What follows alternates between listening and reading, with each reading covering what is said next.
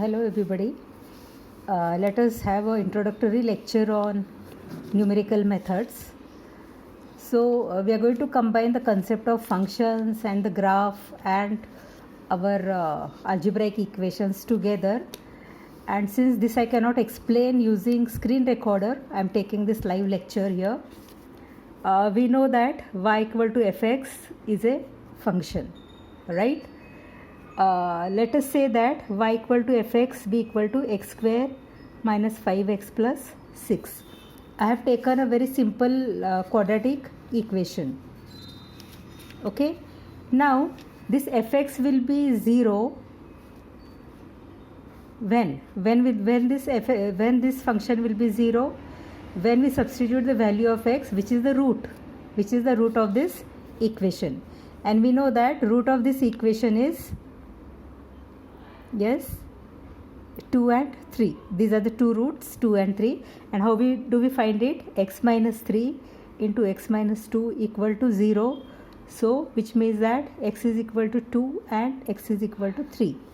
Now when you look at this y equal to f of x, you will see that y equal to f of 2 is equal to 0 and f of 3 is also 0. You can substitute 2 and 3 in this equation and we can find out at what points y will be 0. Now the values of x which are making this equation 0, they are known as the roots of this equation. Now we may use another term here, solution of this quadratic equation or solution of this polynomial. Okay, now this could be a second order degree or it could be a third order degree. So here we can see that by factorization I found out the root as 2 and 3. Now graphically how does it look? I do not know exactly how that graph looks like, but I don't know now whether curve is like this or curve is like this. So I am not going to go into that, but suppose the curve is like this, y equal to f of x. Now when x is 2, okay, x is 2 here and y is 0, and similarly x is 3 and y is 0 here. Now these values 2 and 3 are such that the values of y are 0 here. म्हणजे एक्सची value जेव्हा 2 असेल तेव्हा Y 0 असणार आहे, का तर तो इथे आपण पाहिलेला आहे असा, आणि एक्स जेव्हा 3 असेल तेव्हासुद्धा वाय हा 0 असणार आहे. याचा अर्थ ग्राफिकली सोल्युशन म्हणजे काय, तर एक्सच्या ज्या व्हॅल्यूज ज्याच्यामुळे कर्व जो आहे तो एक्स ॲक्सिसला क्रॉस करणार आहे at a point. So this value of x is the solution, this value of x is the root. Now the method we have used here is factorization technique. Okay, now every time it is not possible for us to factorize a given equation. Suppose this is a 4th degree or 5th degree equation, then we do not have any techniques to factorize the equation. Cubic equation असलं तरी एक ठराविक मर्यादेपर्यंत आपण factorise करू शकतो, पण त्याच्यावर फॅक्टरायझेशन शक्य नाही आहे. ओके, तर अशा पद्धतीने जेव्हा आपण ॲक्च्युअल एक्झॅक्ट रूट्स काढतो तेव्हा त्याला आपण अनालिटिकल मेथड असं म्हणतो. बऱ्याचदा जेव्हा हे शक्य नाही तेव्हा तिथे आपण वेगळी मेथड वापरतो आहे, numerical methods, and that is the method of approximation. Approximation मेथडनी आपण रूट्स काढणार आहे. आता ते कसं करायचं बघूया. सपोज हा तुमचा ग्राफ आहे आणि अशी एक कर्व आहे y equal to f of x. आता हा एफ ऑफ एक्स जो आहे ते एक इक्वेशन असणार आहे, कोणतंही इक्वेशन असू दे, सध्या त्याला आपण एफ ऑफ एक्स म्हणूया. जर हा 0 व्हायचा असेल, वाय 0 व्हायचा असेल म्हणजे हा पॉईंट, तर त्यासाठी आपल्याला एक्सची ही व्हॅल्यू शोधायची आहे की ज्याच्यामुळे जिथे वाय 0 असणार आहे, आणि हा रूट आहे इथे. ते एखाद्या फंक्शनमध्ये एक रूट असतात किंवा एकापेक्षा जास्त रूटसुद्धा असू शकतात. तर ही व्हॅल्यू आपण कशी काढणार आहे अप्रॉक्सिमेशन मेथडनी ते आपण पाहूया. तर सगळ्यात आधी काय करायचं, इथे अशा 2 व्हॅल्यूज आपल्याला आधी काढून घ्यायच्या आहेत, एक या पॉईंटच्या डावीकडे आणि एक या पॉईंटच्या या बाजूला. ओके, आता ह्या ह्या पॉईंटवर वाय जो आहे हा वाय तो नेगेटिव्ह आहे बघा, आणि या पॉईंटवर वाय हा पॉझिटिव्ह आहे का? म्हणजे आपल्याला अशा दोन व्हॅल्यू शोधायच्या आहेत की जिथे एका व्हॅल्यूवर वाय नेगेटिव्ह असेल आणि एका व्हॅल्यूवर वाय हा पॉझिटिव्ह असणार आहे. आलं लक्षात? हा बघा, इथे वाय नेगेटिव्ह, इथे मायनस, आणि इथे वाय हा पॉझिटिव्ह आहे which is plus. Okay, Y म्हणजे काय? F of value, F of x, म्हणजे एक्सची ही व्हॅल्यू, इथली व्हॅल्यू जेव्हा मी इथे घालेन तेव्हा इथल्या वायची व्हॅल्यू मिळेल. आता टेम्पररीली मी ह्याला ए आणि बी असं नाव देणार आहे. तर जेव्हा मी एक्सच्या जागी ए टाकेन तेव्हा वाय नेगेटिव्ह असेल, आणि जेव्हा एक्सच्या जागी बी टाकेन तेव्हा हा वाय पॉझिटिव्ह असणार आहे. आणि ए आणि बी अगदी असे लांब लांब नाही घ्यायचे, एक इकडे आणि एक या बाजूला इकडे वगैरे असे पॉईंट्स नाही घ्यायचे, ते त्यातल्या त्यात जवळजवळ असावेत, ॲडजसेंट व्हॅल्यूज, ॲडजसेंट म्हणजे अगदी छोटा इंटरवल, म्हणजे हा 2 आणि हा 3 असं, इतक्या अशा स्केलवर आपल्याला त्या व्हॅल्यू शोधायच्या आहेत. ओके, तर आता बेसिक कन्सेप्ट कसा आहे की f of a is negative, less than 0 म्हणजे negative, right, and f of b is positive. Then we say that the root is lying between a and b. Okay, तर ज्या दोन methods आपण शिकणार आहे या न्यूमेरिकल मेथड्समध्ये, त्याच्यात हीच टेक्निक आहे की पहिल्यांदा आपल्याला हा इंटरवल ए आणि बी शोधायचा आहे. आता तुम्हाला एक्झाममध्ये एकेका मार्काची प्रश्न किंवा 2 मार्कांची प्रश्न जेव्हा असतात तेव्हा असं विचारलं जातं की find the interval in which the root of this equation lies. Okay, प्रत्येक वेळी वाय आपण वापरू किंवा न वापरू, आपण एफ ऑफ एक्स हा शब्द त्यातल्या त्यात वापरणार आहे. Why we may use or we may not use, right. तर ह्याचं एक एक्झाम्पल बघूया. Consider f of x equal to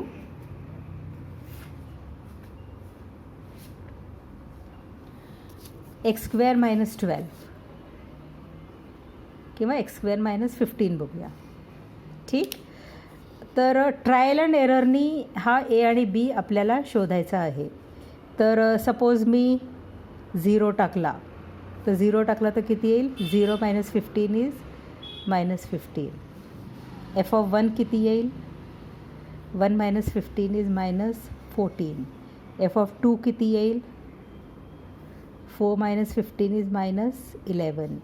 f of 3 किती येईल? मायनस 6. 9 मायनस 15. एफ ऑफ 4 किती येईल? मायनस 4 चौक 16 नाही गेला, प्लस 1 आला. आता बघा इथे चिन्ह बदललं, नेगेटिव्हचा प्लस झालेला आहे, राईट. तर याचा अर्थ ज्या क्षणी चिन्ह बदलेल त्या क्षणी हा इंटरवल आपल्याला सापडलेला आहे. The root lies between 3 and 4. So your answer should be since f of 3 is negative, f of 4 is positive. Okay, the root म्हणा किंवा सोल्युशन म्हणा, लाईज बिटवीन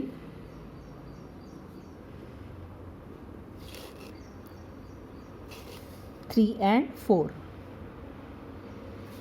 एक्सच्या व्हॅल्यूज घ्यायच्या, ह्या एक्सच्या व्हॅल्यूज आहेत 3 and 4, आणि आपल्याला एक्सच्या व्हॅल्यूज लागत आहेत ह्या. त्याच्यामुळे आपल्याला -6 आणि -1शी तूर्त काही देणं घेणं नाही आहे. या वायच्या व्हॅल्यूज आहेत आणि 3 आणि 4 या एक्सच्या व्हॅल्यूज आहेत. So we say that the root lies between 3 and 4. Okay, आता हे जे एक्झाम्पल आहे हे वेगळ्या पद्धतीने विचारता येतं. Find the square root of 15. Evaluate root 15 by approximation method. तर आपण काय करायचं? Let x be equal to root 15. So x square is 15 and x square, this gives x square minus 15 is equal to 0. आणि ह्याला म्हणायचं F of x. म्हणजे आपल्याला आता एक्सची अशी व्हॅल्यू काढायची आहे की जेणेकरून हे इक्वेशनची व्हॅल्यू 0 येणार आहे. तर आपण असं पाहिलं की √50 ना 3 आणि 4च्या मध्ये आहे, राईट. आणि ते इथून आपण शोधून काढलेलं आहे. ॲक्च्युली √50 तोंड जरा सोपंच गणित आहे. तर आपण ह्या स्टेप्स आपण हे करू शकतो. गरज नाही, राईट. 15चं स्क्वेअर रूट,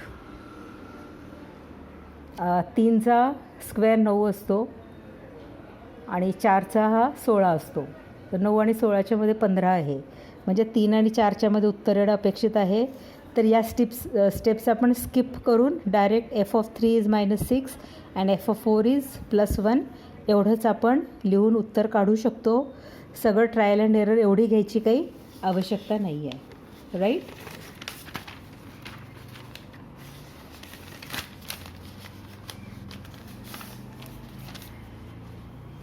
असंच पुढचं गणित बघूया.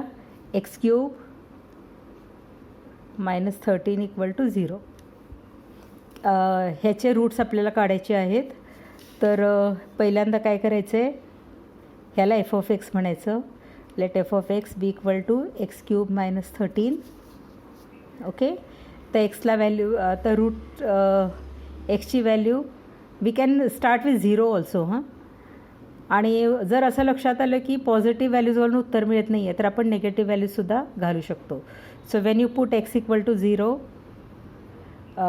f(0) will be -13. f(1) is 1 - 13 is -12. f(2) will be 8 - 13 is -5. f(3) will be 3 × 3 = 9 × 27. 27मधनं 13 गेले, विच इज 14. तर बघा चिन्ह बदललं इथे. So we say that the root lies between 2 and 3. Okay. तर बऱ्याचदा असं एका मार्कासाठी असतं की find the roots of this equation. आता असं असू शकतं, फाइंड रूट्स ऑफ x³ -13 = 0 म्हटलेलं नाही आहे, पण रूटचा अर्थच तो आहे की ज्या व्हॅल्यूज टाकल्याने हे 0 होणार आहे त्याला आपण रूट म्हणतो. तर 0 दिलेला असू दे किंवा नसू दे, तुम्ही सुरुवात या इक्वेशनपासून करायची आहे. f(x) = x³ -13. लक्षात. तशी नोट्स जेव्हा मी पाठवेन तेव्हा ह्याची काही सम्स मी पाठवणार आहे. तर त्याच्यामध्ये काही डेफिनेशन्स वगैरे पण आहेत, तर त्या तुम्ही बघून घ्याल. आणि जी 4-5 गणितं मी सोडवली आहेत तीसुद्धा तुम्ही पाहून घ्याल. Okay. Now let us move on two methods. एक मेथड आहे बायसेक्शन मेथड. बायसेक्शन मेथड ही इटिरेटिव्ह मेथड आहे. आता इटिरेटिव्ह मेथड म्हणजे काय ते बघूया. X axis, Y axis, suppose इथे रूट आहे. आपल्याला इथे A सापडला आहे, इथे B सापडलेला आहे. ओके. आपण काय करणार आहे, या रूट ह्याचा मिड पॉईंट घेणार आहे आपण. तर मिड पॉईंट इथे आला. A आणि Bच्या व्हॅल्यूज कशा कळल्या. f(a) is negative, f(b) is positive. हा f(b), हा f(a), हाईट. तर ह्याचा मिड पॉईंट घ्यायचा आहे. तर ह्याला आपण x1 म्हणूया. हा मिड पॉईंट जो काढला आहे त्याला x1 म्हणायचं आहे आपल्याला. ओके. आता हेच चित्र मी थोडंसं मोठं काढणार आहे म्हणजे आपल्याला जास्त कळेल. इथे A, इथे B, इथे मध्ये x1 आहे आणि ती कर्व अशी गेलेली आहे. मी मॅग्निफायवरचं चित्र जे आहे ते मॅग्निफाय केलेलं आहे.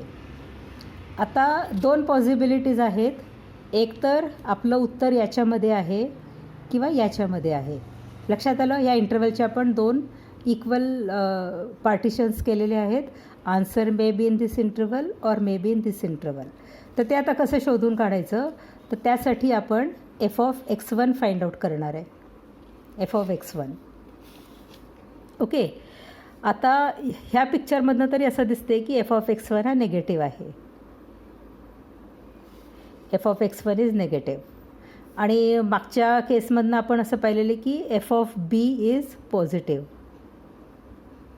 म्हणजे प्रत्येक वेळी आपल्याला अशी जोडी शोधायची आहे की ज्यांची चिन्ह वेगवेगळी असतील. तर f of x1 is negative, f of b is positive, so root lies between x1 and b. Okay, मग हा इंटरवल अर्धा करायचा, हा पॉईंट x2. मग तो कसा करायचा? x2 will be x1 plus b upon 2. हा झाला सेकंड अप्रॉक्सिमेशन. ओके, आणि पहिलं approximation x1 is a plus b divided by, हे फर्स्ट अप्रॉक्सिमेशन आहे. तर फर्स्ट व्हॅल्यू जी आहे ती ए आणि बीच्यामध्ये, हा जरा मोठा इंटरवल आहे, ह्याच्यामध्ये उत्तर कुठेही असू शकतं. सेकंड अप्रॉक्सिमेशन आपण थोडंसं आन्सरच्या दिशेने सरकलेलो आहोत. ओके, इंटरवल आपण छोटा केला आता. हां, तर we are more and more coming towards the solution. All right, अशा रिपीटेड स्टेप्स, म्हणजे हे सेम सिमिलर स्टेप इथे आहे, अशीच स्टेप मी पुढे करणार आहे. तर असं जेव्हा आपण रिपीटेडली करत जाऊ same steps, we are going more and more near to the solution, and that is known as the method of iteration method. Okay, आता मी परत हे मॅग्निफाय करणार आहे. सपोज आता ए सोडून देऊया, कारण आपला x1 इथे आला आहे आणि बी इथे आहे. ओके, अशी कर्व आहे सपोज, आणि इथे मध्ये x2 आलेला आहे, x2. आता आपण हे शोधून काढलं की x1 आणि बीच्या मध्ये सोल्युशन आहे आणि ते अप्रॉक्सिमेट सोल्युशन x2 आहे. ओके, आता आपण काय करणार आहे, f of x2 find out करणार. एफ ऑफ x2 ह्या केसमध्ये असं दिसते की एफ ऑफ x2 हा पॉझिटिव्ह आहे, आणि ह्याच्या अर्लियर केसमधनं असं दिसतं की एफ ऑफ x1 हा नेगेटिव्ह होता. बघा इथे x1 नेगेटिव्ह, x2 पॉझिटिव्ह. तर मग आपण काय लिहिणार आता? Root lies between x1 and x2. So the third approximation will be x1 plus x2 divided by 2. हे थर्ड इटिरेशन आहे. ओके, म्हणजे x1 आणि x2च्या मध्ये रूट आहे. आता परत हा अर्धा करायचा आणि तो झाला x3, राईट. x3 म्हणजे काय? x1 plus x2 upon 2. So this is x3. Now the root lies between x2 and x3. आता x3चं अर्ध करायचं असं, x3 आणि x2च्या मध्ये मिड पॉईंट घ्यायचा आहे. बघतो या हाफमध्ये आहे का त्या हाफमध्ये आहे असं ठरवायचं आहे. मग जर तो या हाफमध्ये असेल तर तो निम्मा करायचा, आणि जर जर कर्व अशी असेल तर तो इंटरवल सोडून द्यायचा आणि हा इंटरवल अर्धा करायचा. तर अशा पद्धतीनं हळूहळू आपण हा जो सोल्युशनचा पॉईंट आहे याच्याकडे आपण सरकत आहोत. All right, so this is the method of bisection. Okay, तर त्याचं एक एक्झाम्पल मी सोडवलेलं आहे आणि ते आपण बघूया की हाऊ इट इज डन.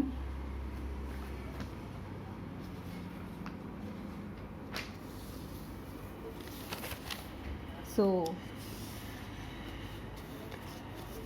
हे एक्झाम्पल नोट्समध्ये पण आहे. असं आहे की find square root of 18. Find root 18. So what we will do, let x be equal to root 18. So x square is 18. So x square minus 18 is 0. Let f of x be equal to x square minus 18. हे आपलं original solution आहे. तर आपण आधी ते ए आणि बी शोधून घेऊया. तर मी काय करणार आहे, एफ ऑफ 4 फाइंड आउट करणार आहे. एफ ऑफ 4 आला -2 आणि एफ ऑफ 5 आला +7. तर चिन्ह बदललं बघा. -2 आणि 7 हा लेस दॅन 0 आहे, हा ग्रेटर दॅन 0 आहे. Okay, so root lies between 4 and 5.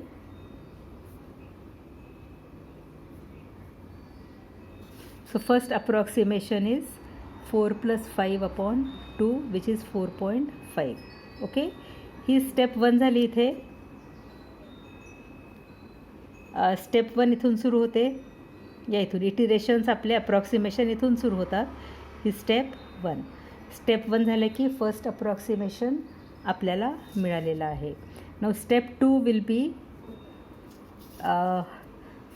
Consider f of 4.5. तर एफ ऑफ 4.5 येतो आहे 2.25 आणि तो ग्रेटर दॅन 0 आहे. एफ ऑफ 4.5 हा 2.25 आहे, ग्रेटर दॅन 0. हा जर ग्रेटर दॅन 0 आला तर वरचा लेस दॅन 0 कुठे आहे ते शोधायचं आहे आपल्याला. आणि हा जर लेस दॅन 0 आला तर आपल्याला हे घ्यायचं आहे. Okay, you have to always go for opposite sign. Now f of 4.5 is greater than 0 and from above f of 4 is -2 which is less than 0. So root lies between 4 and 4.5. Okay, 4 आणि 4.5च्या मध्ये route आहे. ह्या एक्सच्या values आहेत बघा. तर हे घ्यायचं नाही आहे, हे नाही घ्यायचं, हे फक्त चिन्ह पाहण्यासाठी आहे. पण याचं अप्रॉक्सिमेशन या व्हॅल्यूचं अर्ध आपल्याला करायचं आहे. सो x2 म्हणजे 4.5 + 4/2 ह्याचा अर्ध दॅट इज 4.25. हे झालं आपलं सेकंड अप्रॉक्सिमेशन. स्टेप 2 इथे संपलेली आहे. सेकंड अप्रॉक्सिमेट व्हॅल्यू आपल्याला मिळाली. हे आन्सरच्या बऱ्यापैकी जवळ आहे, याच्यापेक्षा हे आन्सरच्या जवळ आहे. Right, now let us find out step 3. F of 4.25. तर मी ऑलरेडी व्हॅल्यूज काढलेल्या आहेत. F of 4.25 by the way कसा काढायचा, तर हे जे इक्वेशन आहे ना ह्यात 4.25 टाकायचं आहे. सो 4.25 - 18, 25 स्क्वेअर -18 आणि त्याची व्हॅल्यू येते आहे 0.0625 जी ग्रेटर दॅन 0 आली.